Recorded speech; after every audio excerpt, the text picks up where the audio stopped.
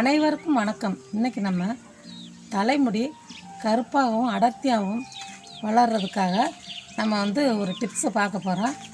வாங்க வீடியோக்குள்ளே போகலாம். இது கருவேப்பிலை, இதில் ஒரு கைப்பிடி அளவு.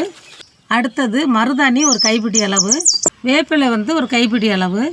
கருவேப்பிலை, மருதாணி, வேப்பிலை எல்லாமே நம்ம மூணுமே ஒரே அளவு எடுத்து நல்லா மிக்சியில் தண்ணி ஊற்றி நைஸாக அரைக்கணும். அரை கப் தண்ணி ஊற்றி. வேப்பிலை பேன் வராது, பொடுகு வராது, தலைமுடி நல்லா வளரும். தலை சீவும் போது உதிராது, நல்லா வளரும்.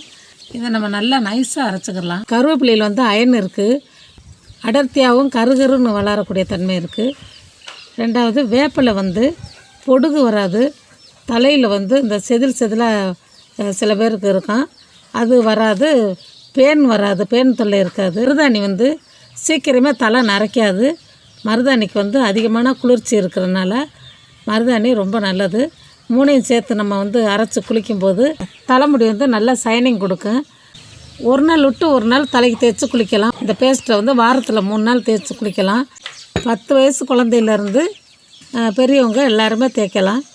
ஹேர் பேக் மாதிரி நம்ம தலையில் தேய்ச்சி அப்ளை பண்ணி ஒரு 10 நிமிஷம் வச்சுருந்து நீங்கள் எப்போதும் போல் குளிக்கலாம். இந்த இயற்கை மூலிகை ஹேர் பேக் நல்ல ரிசல்ட் கிடைக்கும், முடி உதறாது. எங்கள் வீட்டில் நாங்கள் காலங்காலமாக இதை நாங்கள் தலைக்கு தேய்ச்சி வாஷ் பண்ணுறோம்.